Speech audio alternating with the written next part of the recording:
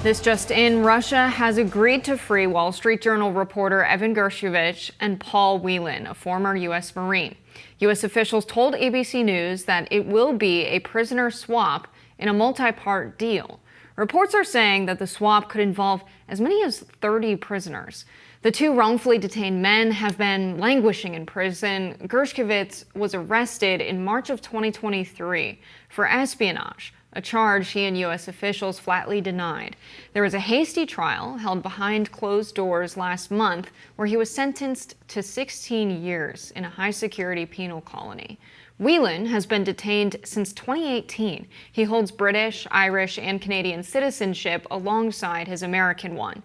He was officially convicted in June of 2020 and also sentenced to 16 years. Candidate Donald Trump had this to say earlier about the release of the two Americans. Evan Gershkovich, the reporter for the Wall Street Journal who is being held by Russia, will be released almost immediately after the election, but definitely before I assume office. He will be home, he will be safe.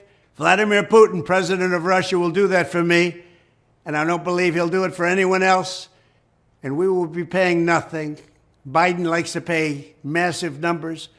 We will be paying nothing. Thank you very much. So this is great news that Evan and Paul will be released. Paul's been held much longer than Evan, actually. It's unjust that they were detained. They're not spies. There's no evidence been presented to the contrary. This was just a obvious violation of journalistic press freedom, and so I'm glad they're going to be released. It's good news. Yes, this is very good news. It's good news for journalists. It's always sad when journalists are detained. It's sad when anyone's detained unjustly. It's not. I never want to be just doing industry solidarity. Like, oh no, it's so much worse because they're a journalist. It's no American should be wrongfully detained. But I heard you say no one should be wrongfully detained. Robbie's a prison abolitionist. Well, no one should be. Well, no one should be wrongfully detained. If you commit crimes, you should be detained. They didn't commit any crimes. I think that journalists being detained and journalists being persecuted in war is especially egregious. I mean, we're seeing this in Gaza right now. We saw an Al Jazeera journalist hit by a missile and was decapitated. I think it matters a little bit more when journalists are targeted. You have a lot of people that are targeted for various reasons, but journalists are responsible for criticizing the government, and when they're detained by the government, it definitely is a problem because this is someone who communicates to the masses the government's lack of integrity, the government's corruption, so targeting them is almost quelling, discontent with the government. That seems like you wouldn't like that as a libertarian, Robbie. Certainly. Right. I do not like it. For the most part, journalism is not a very dangerous job, so I never want to, overly portray our field as like. So there's a lot of industry solidarity. There's a lot of, oh, you're so heroes for doing it. Most journalism is very safe. In the list of like the top most dangerous jobs, it's working factory work. It's doing those kind of working class jobs are what are dangerous. The category of journalism that is actually dangerous is doing foreign reporting in hostile countries like in Russia. So what Evan does specifically is somewhat more dangerous, and he was detained for a period of time over it. So very good that he is being freed. I don't know what Trump was saying there about it's not going to happen until he's elected. We understand that the prison swap has been agreed to, is what has been reported. Now I assume that does mean giving up.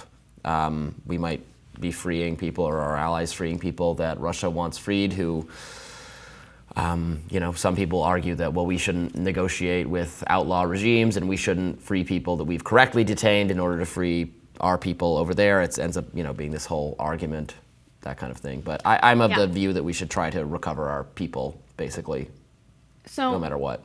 Yeah, I think that now that we have this prison swap, this is a good example of actually how journalism is a little bit dangerous these days, because we don't have people actually reporting on who these prisoners were that are detained from Russia. We always have a huge media storm when U.S. journalists are detained in Russia or when Russian police roughs up protesters. We don't really get that in the United States as much. Why? Because I think a lot of journalists have been afraid not to pursue those stories. It is true that reporting in conflict zones is incredibly dangerous. We've seen that in Israel's attack on journalists just these past 10 months. Not even the past year, we've seen so many journalists killed. And there are jobs that, people use their bodies. Construction's a dangerous job, mining, dangerous jobs as well, in a different way. I don't think we see as many standard office jobs in the finance industry or the law industry with people targeting them for their political views. I've had my apartment broken into. I think that it does have a heightened sense of, security concerns compared to standard work where you're not doing physical labor. And I think with the amount of journalists that are targeted in times of war, that is very scary. And foreign correspondents, it is very scary to see journalists attacked by foreign governments. And I would like to see more journalists report on who the prisoners were that we are swapping for Gershkovich and Whelan, and why did we detain them? Because there's a lot of hypocrisy around the U.S. dealings with Russia, which we've covered on the show. Yes, and there's a lot of hypocrisy around how the U.S. talks about freedom of the press. At the same time, they were trying to imprison, convict, kill Julian Assange for years, someone who is a journalist who engaged in an act of journalism in revealing information the government did not want you to have, and then who was forced to hide in an embassy, then was actually jailed in Britain, and that the U.S. government spent years trying to, furthering this ridiculous prosecution of him. Now, thankfully, that has finally, just as we reported, has been widely reported in the last month or so, came to an end, where Julian is now free in his native Australia. But the U.S. has finally corrected that grave injustice of pursuing this man for engaging in journalism.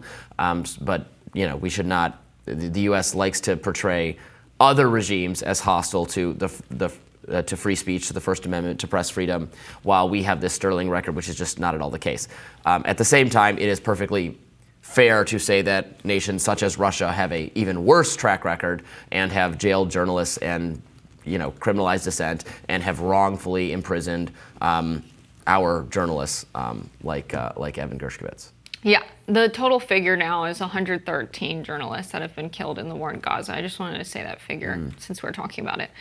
But yeah, I think it's the weird thing that I want to get into is that Donald Trump gave this speech saying he's going to be released after the election, almost giving a sense that if you vote for me and I win, it's going to happen right after the election. We're going to pay nothing for it. I'm not going to pay anything for it. Russia would only do this for me. He's not the one who negotiated this deal, and he's taking credit for it, it seems. He did mention that it will happen before the official inauguration, as if to add some truth to the matter, which he's already misled. I mean, for all I know, he does have a better relationship with Vladimir Putin than Joe Biden does. But he's not the one who got this deal done. And he really but tried to take credit for it in that video, saying it's going to happen after the election. The only people they would do this with is me. I think it just speaks to how much the Trump camp is struggling, honestly, to see him try and take credit for something that happened under a different administration.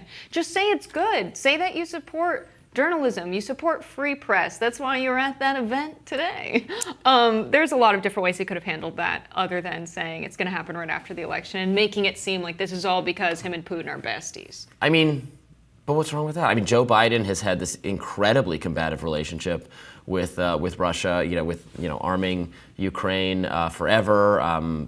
We would argue having potentially extended and expanded the war instead of seeking a peace agreement. We are waging a proxy war with Russia under the Biden administration. It's perfectly plausible to me that Donald Trump would have charted a different course that does not involve the complete destruction of Ukraine and maybe gets our people back earlier, or not. I don't know, but we might find out in November what it would look like under Donald Trump. Yeah, I think Putin and Trump are going to have some issues over Trump's stance on Israel, vowing to support Israel, saying Israel needs to finish the job. When you have Russia, that's no different than Joe Biden. Joe Biden is supporting the Yemeni Houthi Israel. rebels, so they're on opposite sides of a proxy war in Israel.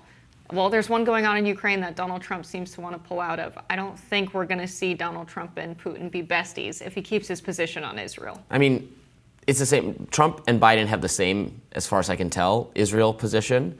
Donald Trump certainly hasn't explained what he would do differently in Israel than what the current administration is doing. They do have maybe a different Ukraine policy. We'll see. So I don't know that he's any different from. Donald Trump agrees with that, Robbie. Donald Trump has called Biden a bad Palestinian, says that the Democrats are bad for the Jewish community in Israel. Yeah. He said that he would be much tougher on Israel than Biden and the Democrats are and have been. More so lenient, Donald Trump.